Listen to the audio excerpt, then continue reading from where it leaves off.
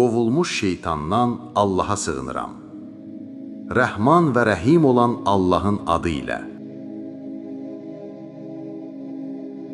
Kafirlərdən soruş ki, onları yaratmaq çətindir, yoxsa bizim başqa yaratdıqlarımızı? Biz ki, onları yapışqan kimi palçıqdan yaratdıq. Sən onlara təəccüb edirsən, onlar isə səni ələ salırlar. Onlara xatırlatdıqda düşünüb ibrət almırlar. Bir möcüzə gördükdə isə ona istihza edir və deyirlər: bu ancaq açıq-aydın bir sehirdir.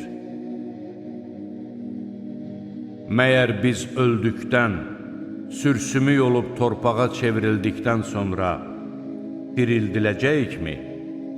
Ya da atalarımız mı dirildiləcəklər?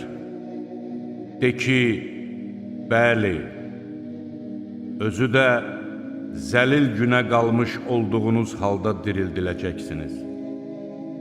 Bu, təkcə dəhşətli bir səs olacaq və onlar qəfildən dirilib görməyə başlayacaqlar.